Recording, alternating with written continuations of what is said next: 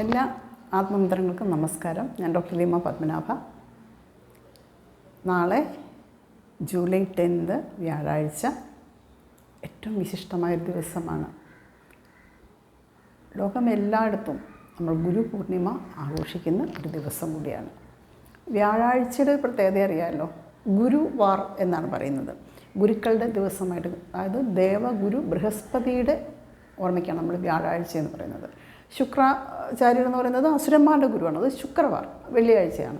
പക്ഷെ നാളെ ഗുരുപൂർണിമയും വ്യാഴാഴ്ചയും എല്ലാം കൂടി ഒത്തുവന്നത് ഒരു മഹാശ്രേഷ്ഠമായ ദിനം തന്നെയാണ്. ഗുരു എന്ന് പറഞ്ഞാൽ എന്താണ്? ഗുരു രണ്ട് അക്ഷരങ്ങളാണ് നമുക്കറിയാം. മുമ്പൊരു യൂട്യൂബിൽ ഞാൻ പറഞ്ഞിരുന്നു. ഗു എന്ന് പറഞ്ഞാൽ അന്ധകാരമാണ്, രു എന്ന് പറയുന്നത് അതിനെ ഇല്ലാതാക്കലാണ്. അപ്പോൾ ഗുരു എന്ന് പറയുന്ന ആ ഗുരു തന്നെയാണ് എല്ലാ മനുഷ്യൻ്റെയും എല്ലാ ജീവികളുടെയും ജീവിതത്തിൽ ആദ്യം വേണ്ടത്. നമ്മൾ മാതാ പിത ഗുരു ദൈവം എന്ന് പറയും. അപ്പോൾ ആദ്യത്തെ നമ്മുടെ ഗുരു എന്ന് പറയുന്നത് നമ്മളുടെയൊക്കെ അമ്മ തന്നെയാണ്. ആ അമ്മ തന്നെയാണ് ആദ്യ ഗുരു. പിന്നെ അച്ഛനായി, കുടുംബത്തിലെ ആൾക്കാരായി, മുതിർന്നവരായി, അവർ വഴിയൊക്കെ നമ്മൾ കുറേ കാര്യങ്ങൾ പഠിക്കുന്നുണ്ട്. നമ്മൾ വിദ്യാഭ്യാസ കാലഘട്ടത്തിൽ നമ്മൾ നിലത്തെഴുത്ത് പഠിക്കുന്നത് മുതൽ നമ്മുടെ PG വരെ ഉള്ള നമ്മൾ ഓരോ അധ്യാപകരും അവർ എന്തൊക്കെ കാര്യങ്ങളൊക്കെ പറഞ്ഞു തന്നോ, ഓരോ കൊച്ചു കുട്ടികളിൽ നിന്ന് പോലും നമ്മൾ പലതും പഠിക്കുന്നുണ്ട് ജീവിതത്തിൽ, അല്ലേ? ഓരോ ജീവിതത്തിലും ഓരോന്നും അറിവുകൾ നേടുകയാണ്. നമ്മുടെ ഓരോ അനുഭവങ്ങളും പരബ്രഹ്മം തരുന്ന ഓരോ അറിവുകൾ നേടാനുള്ള വഴികളാണ്. അപ്പം നമ്മൾ ഇതിൽ നിന്നൊക്കെ പാഠങ്ങൾ പഠിക്കുകയാണ് ജീവിതത്തിൽ. അപ്പോൾ ഈ എല്ലാ ഗുരുക്കന്മാരെയും നമ്മൾ ആദരിക്കുന്ന ഒരു ദിവസം കൂടിയാണ്. എല്ലാ ദിവസവും ആദരിക്കണം തീർച്ചയായിട്ടും. ഇപ്പം മദേഴ്സ് ഡേ, ഫാദേഴ്സ് ഡേ, ഇങ്ങനെയുള്ള ഓരോ ഡേയ്സൊക്കെ വരുന്ന ഒരു കാലഘട്ടമാണ് ഇപ്പോൾ, അല്ലേ? അതേപോലെ ഇതിനും നമ്മളൊരു ദിവസം വെച്ചിരിക്കുന്നു എന്നേ ഉള്ളൂ. വ്യാസമഹർഷിയുടെ ജന്മദിനം കൂടിയാണ് ഈ ആഷാഢമാസത്തിലെ പൂർണിമ. അപ്പോൾ അതിന് വ്യാസ പൂർണിമ എന്നും പറയും. അദ്ദേഹം ബ്രഹ്മസൂത്രം എഴുതി തീർത്ത ഒരു ദിവസം കൂടിയാണ് വ്യാസപൂർണിമയായിട്ട് പറയുന്നത്. അങ്ങനെ ഒരുപാട് പ്രത്യേകതയുള്ളതാണ്. ശ്രീബുദ്ധൻ, അദ്ദേഹം എന്ന് പറഞ്ഞു കഴിഞ്ഞാൽ ബ്രഹ്മജ്ഞാനിയാണ്. അദ്ദേഹത്തിൻ്റെ ആദ്യ ആത്മീയ ഉപദേശം കൊടുത്ത ദിവസവും ഈ ഗുരുപൂർണിമ ദിവസം കൂടിയാണ്. അതുകൊണ്ട് തന്നെ ബുദ്ധ മതക്കാർക്കും അല്ലെങ്കിൽ ഏത് എല്ലാ നാനാവിഭാഗത്തിലുള്ള മതവിഭാഗക്കാർക്കും ഇന്ന് ആ ഒരു ഗുരുപൂർണിമ എന്ന് പറയുന്ന നാളത്തെ ദിവസം വളരെ വിശേഷപ്പെട്ടത് തന്നെയാണ്. കാരണം ആ ഗുരുതത്വത്തിൽ ജീവിക്കുമ്പോൾ മാത്രമേ നമ്മളൊരു ഗുരുവിനെ അറിയുന്നുള്ളൂ എന്നുള്ളതാണ്. ഭഗവാൻ സത്യസായി ബാബ പോലും പറഞ്ഞു, ശ്രുതിസ്വാമിയും പറഞ്ഞു, സത്യം, ധർമ്മം, ശാന്തി, പ്രേമം, അഹിംസ, ഈ 5 കാര്യങ്ങളാണ് ജീവിതത്തിൽ പഠിക്കേണ്ടതെന്ന്. അതായ എല്ലാവരുമായി. കാരണം എല്ലാ ഗുരുക്കന്മാരും ഉദ്ദേശിക്കുന്നത് ജീവിതത്തിൽ നീയും ഒരു ഈശ്വരനാണെന്ന് നീ തന്നെ തിരിച്ചറിയൂ എന്നുള്ള ബേസിക് തത്വങ്ങൾ തന്നെയാണ്. കാരണം ഭഗവാൻ അർജുനനോട്, ശ്രീകൃഷ്ണ ഭഗവാൻ പറയുന്നു, അർജുന, ഞാൻ ഭഗവാനാണെന്ന് എനിക്കറിയാം, നീയും ഭഗവാനാണെന്ന് എനിക്കറിയാം, പക്ഷെ നീ ഭഗവാനാണെന്ന് നീ തിരിച്ചറിയുന്നില്ല എന്നാണ് അദ്ദേഹം ഭഗവത്ഗീതയിൽ പോലും പറഞ്ഞ് നമ്മൾക്കൊരു ഉത്തേജനം തരുന്നത്. നമ്മളും അങ്ങനെ ചിന്തിക്കൂ എന്ന് അദ്ദേഹം ഉദ്ദേശിക്കുന്നത്. അപ്പോൾ അങ്ങനെ വരുമ്പോൾ ബ്രഹ്മാവ് തന്നെ, ബ്രഹ്മാ വിഷ്ണു മഹേശ്വരന്മാരിൽ ബ്രഹ്മാവ് തന്നെ 18 പ്രാവശ്യം വ്യാസ മഹർഷിയായിട്ട് ജനിച്ചിട്ടുണ്ടെന്നാണ് പറയുന്നത്. പിന്നീടോ ദ്വാപരയുഗത്തിൽ ശ്രീമൻ നാരായണൻ തന്നെ കൃഷ്ണദ്വൈപായനൻ എന്ന പേരിൽ അവതരിച്ച് വേദങ്ങളെ 4ആയി പകുത്തു, അല്ലേ? ഋഗ്, യജുർ, സാമം, അഥർവം എന്നിങ്ങനെ 4ആയി പകുത്തത് കൊണ്ടാണ് വേദവ്യാസൻ എന്നൊരു പേരും കൂടി അദ്ദേഹത്തിന് വന്നത്. അപ്പോൾ ഏറ്റവും വിശിഷ്ടമായ ആ ഗുരുക്കന്മാരുടെ പരമ്പരകൾ നമ്മളെപ്പോഴും പിന്തുടരേണ്ടതാണ്. ഓരോ ഈശ്വരന്മാരുടെ ഗുരുവാണ് ഞാൻ പറഞ്ഞ ബൃഹസ്പതി. അതേപോലെ ഓരോ അവതാര കാലഘട്ടത്തിലും ഗുരുക്കന്മാരുണ്ടായിരുന്നു.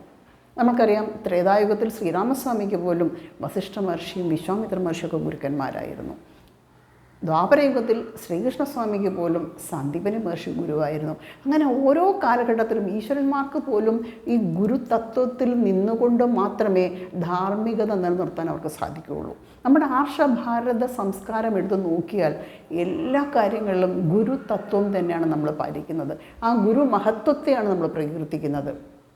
ഗുരു ആരാണെന്ന് തിരിച്ചറിയാൻ വേണ്ടിയാണ്. കാരണം നമ്മൾക്ക് ഒരു ജന്മം എടുത്തു വരുമ്പോൾ ജന്മാന്തരങ്ങളിലെ ഭാണ്ഡക്കെട്ടും എടുത്ത് നമ്മുടെ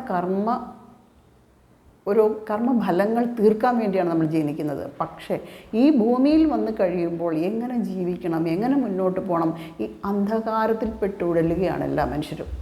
എന്തുകൊണ്ടാണ് എനിക്കിങ്ങനെ സംഭവിക്കുന്നത്, എന്തുകൊണ്ടാണ് എനിക്കിങ്ങനെ ആവുന്നത്, ഇങ്ങനെയൊക്കെയുള്ള ചിന്തകളിൽ കൂടി പോകുമ്പോൾ ഭഗവാൻ തന്നെ, ആ പരബ്രഹ്മം തന്നെ നമുക്ക് വേണ്ട ഒരു ഗുരുവിനെ നമ്മുടെ മുന്നിൽ സമയമാവുമ്പോൾ എത്തിക്കും എന്നുള്ളത് 100% ഉറപ്പായ കാര്യമാണ്.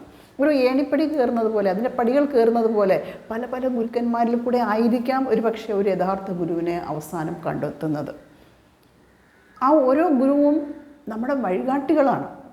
ഓരോ സ്റ്റെപ്പ് കയറി അടുത്ത സ്റ്റെപ്പ് അങ്ങനെ പോകുമ്പോൾ മാത്രമേ ആ പരമാത്മ ചൈതന്യത്തിലേക്ക് നമ്മളെത്താൻ സാധിക്കുന്നുള്ളതാണ്. അതുകൊണ്ട് എല്ലാ ഗുരുക്കന്മാരും, ഈ ഋഷി പരമ്പരകൾ തന്നെ ഇഷ്ടംപോലെ ഗുരുക്കന്മാരുണ്ട് അല്ലേ. ശ്രീരാമകൃഷ്ണ പരമഹംസർ എന്ന് പറയുന്നത് ശ്രീ വിവേകാനന്ദ സ്വാമിയുടെ ഗുരുവായിരുന്നു. ശ്രീരാമകൃഷ്ണ പരമഹംസരുടെയും ഗുരു എന്ന് പറയുന്നത് ശങ്കര പരമ്പരയിലെ ഒരു ഗുരുവായിരുന്നു. അങ്ങനെ ഓരോരുത്തർക്കും ഗുരുക്കന്മാരുണ്ട്. ശ്രീ രമണ മഹർഷി തന്നെ പറയുന്നതോ, ഞാൻ ആരാണ് എന്ന് നീ തേടി അറിയൂ എന്നാണ് അദ്ദേഹം പറയുന്നത്. നീ ആരാണെന്ന് നീ സ്വന്തമായിട്ട് മനസ്സിലാക്കൂ എന്നുള്ളതാണ്. അപ്പോൾ നമ്മൾ എന്താണ്? പഞ്ചഭൂതാത്മകമാണ് ഈ ശരീരം. ഈ പ്രപഞ്ചവും പഞ്ചഭൂതങ്ങളാണ്. ആ പഞ്ചഭൂതങ്ങൾക്കും പഞ്ചഭൂതങ്ങളുണ്ട്. ഓരോ പഞ്ചഭൂതങ്ങൾക്കും വീണ്ടും പഞ്ചഭൂതങ്ങളുണ്ട്. അങ്ങനെ മാറി മാറി പോകുമ്പോഴാണ് നമ്മൾക്കൊന്നുമല്ല, ഇതം ന മമ, ഇതൊന്നും എൻ്റെ അല്ല എന്നുള്ളൊരു ആ തത്വത്തിലേക്ക് നമ്മൾ തന്നെ അറിയാതെ ചെന്ന് ഉൾപ്പെടുകയാണ്. സത്യം നമ്മൾ മനസ്സിലാക്കുകയാണ്. കാരണം ഇതൊന്നും എൻ്റെ അല്ല. എൻ്റെ എന്ന് പറഞ്ഞ് നടക്കുന്നത് ഇത് വല്ലതും എൻ്റെ ആണോ? അല്ല. കാരണം ഈ പഞ്ചഭൂതാത്മകമായ ഈ പ്രപഞ്ചവും ശരീരവും ഇതെല്ലാം ഒരേ പ്രപഞ്ചനാഥൻ്റെ ഓരോരോ ആവിഷ്കാരങ്ങളാണ്. ശ്രുതിസ്വാമി പറയുന്നു, കാലേ ചരട് കെട്ടിവിട്ട പക്ഷിയെപ്പോലെ നിന്നെ ഞാൻ വലിക്കുമ്പോഴാണ് നീ എൻ്റെ അടുത്തേക്ക് വരുന്നത്. അതിന് നമുക്ക് സമയമാവണം. നമ്മുടെ പൂർവ്വജന്മ കർമ്മ ദോഷ ദുരിതങ്ങളെല്ലാം മാറിക്കിട്ടിയാലേ ആ ഒരു അവസ്ഥയിലേക്ക് നമുക്ക് ഒരു ഗുരുവിനെ പറ്റി ചിന്തിക്കാൻ പോലും നമുക്ക് സാധ്യമാകും എന്നുള്ളതാണ്. അപ്പോൾ എന്താണ് വേണ്ടത്?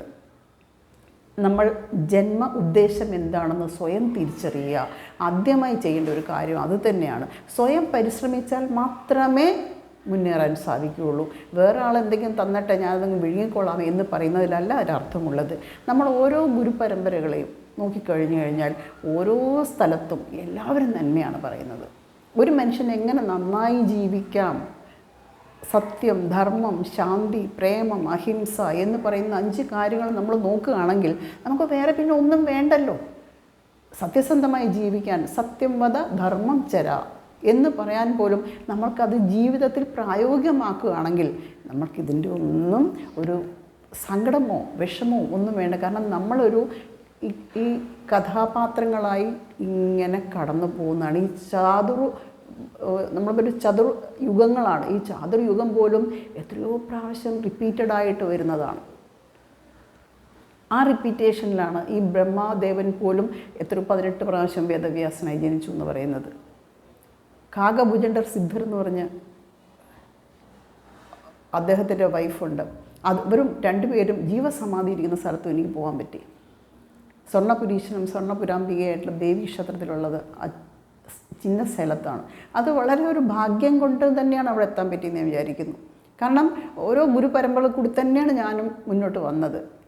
അതേപോലെ ഓരോരുത്തർക്കും സമയമാവുമ്പോൾ നമ്മൾക്ക് വേണ്ട ഗുരുവിനെ ഈശ്വരൻ തന്നെ നമ്മുടെ മുന്നിൽ എത്തിക്കും എന്നുള്ളത് 100% ഉറപ്പാണ്. അപ്പോൾ എന്ത് വേണം? ഓരോ ഗുരുക്കന്മാരെയും നാളത്തെ ദിവസം പ്രത്യേകിച്ചും നമ്മുടെ നിലത്തെഴുത്ത് പഠിപ്പിച്ചത് മുതൽ PG ലെവലോ നിങ്ങൾ എന്ത് പ്രൊഫഷണലോ ആയിക്കോട്ടെ, അതുവരെ ഉടനീളം ജീവിതത്തിൽ ദിവസവും നമ്മൾക്ക് അറിവ് പകർന്നു തന്ന ഓരോരുത്തരെയും നമ്മൾ ആദരിക്കുകയും നമിക്കുകയും ബഹുമാനിക്കുകയും ചെയ്യേണ്ട ഒരു ദിവസം കൂടിയാണ് ഈ ഗുരുപൂർണിമ എന്ന് പറയുന്നത്. അപ്പോൾ ജ്യോതിഷശാസ്ത്ര പ്രകാരമാണെങ്കിൽ അവർക്ക് ആത്മവിശ്വാസം, ജ്ഞാനം, തൻ്റെ ഇടം, ധൈര്യം ഒക്കെ വരാൻ വേണ്ടി ഒരു വ്യാഴഗ്രഹത്തെ അല്ലെങ്കിൽ വ്യാഴനെ പ്രകീർത്തിക്കുന്നു, അവർ ധ്യാനിക്കുന്നു. അതുപോലെ ഓരോ കാര്യങ്ങളിലും ഗുരുക്കന്മാരുടെ ആ ഒരു അനുഗ്രഹം ഉണ്ടെങ്കിൽ മാത്രമേ നമുക്ക് മുന്നോട്ട് നേടാൻ സാധിക്കുകയുള്ളൂ. ഈശ്വരനെ കാണിച്ചു തരുന്നവരാണ് ഗുരുക്കന്മാർ. അറിവിൻ്റെ നിറകുടങ്ങളാണ് ഗുരുക്കന്മാർ.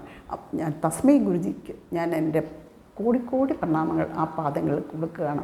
അദ്ദേഹം തരുന്ന അറിവ് എനിക്ക് വിലമതിക്കാനാവാത്തതാണ്, വിശദീകരിക്കാൻ പോലും ആവാത്തതാണ്. കാരണം ഈ പ്രപഞ്ച സത്യം എന്താണെന്നുള്ളത് അദ്ദേഹം പറഞ്ഞു തന്നു.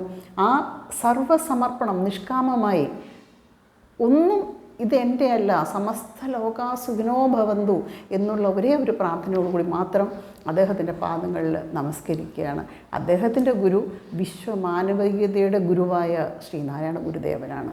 അദ്ദേഹത്തിന് പറയാൻ വാക്കുകളില്ല. അദ്ദേഹത്തിൻ്റെ മഹിമ നമുക്ക് വർണ്ണിക്കാൻ സാധ്യമല്ല. ഒരു വരിയിൽ പോലും ഒരു ബ്രഹ്മം ഒതുക്കുന്നതാണ് അദ്ദേഹത്തിൻ്റെ ഓരോ രചനകളും. പഞ്ചശീലം, പഞ്ചധർമ്മം, പഞ്ചതത്വം, ഇങ്ങനെയുള്ള കുറേ കാര്യങ്ങളും മനമലർ കൊയ്ത് മഹേശ പൂജ ചെയ്യൂ എന്ന് അദ്ദേഹം പറയുന്നതിൻ്റെ എന്ത് ആഴത്തിലാണ് ഉൾക്കൊള്ളേണ്ടതെന്നുള്ളത് മനസ്സിലാവില്ല. അതുപോലെ അവനവനാത്മസുഖത്തിനായി ആചരിക്കുന്നത് അവരെന്നെ സുഖത്തിനായി വരണം എന്ന് അദ്ദേഹം പറയുമ്പോൾ നമ്മൾ ജീവിക്കേണ്ടത് എങ്ങനെയാണ്? ഈ പ്രപഞ്ചത്തിലെ സകല ചരാചരങ്ങളെയും ഒരമ്മയുടെ മനസ്സോടെ നമ്മൾക്ക് എന്ന് കാണാൻ സാധിക്കുന്നോ അന്ന് മാത്രമേ നമ്മളൊരു ഈശ്വര സാക്ഷാത്കാരം നേടൂ എന്നുള്ളത് ഈ ഗുരുക്കന്മാരെല്ലാം നമ്മളെ ഓർമ്മിപ്പിക്കുകയാണ്. നാരായണ സമാരംഭം വ്യാസശങ്കര മധ്യമാം അസ്മദാചാര്യപര്യന്തം വന്ദേ ഗുരുപരമ്പരാം. സദാശിവ സമാരംഭം ശങ്കരാചാര്യ മധ്യമാം അസ്മദാചാര്യപര്യന്തം വന്ദേ ഗുരുപരമ്പരാം. സകല ഗുരുക്കന്മാർക്കും കോടി പ്രണാമം അർപ്പിച്ചുകൊണ്ട് എല്ലാവർക്കും ഈ നാളത്തെ ദിനം ഒരു ഗുരുചരണം സ്മരണം നടത്താൻ, പാദ നമസ്കാരം ചെയ്യാൻ, ആ പാദങ്ങളിൽ സർവവും സമർപ്പിക്കാൻ സാധിക്കട്ടെ എന്ന് ഞാൻ ആഗ്രഹിക്കുകയാണ്. എല്ലാവർക്കും ഗുരു അനുഗ്രഹം ഉണ്ടാവട്ടെ. എല്ലാവർക്കും ഈശ്വര സാക്ഷാത്കാരം നേടാൻ സാധിക്കട്ടെ. നന്ദി, നമസ്കാരം.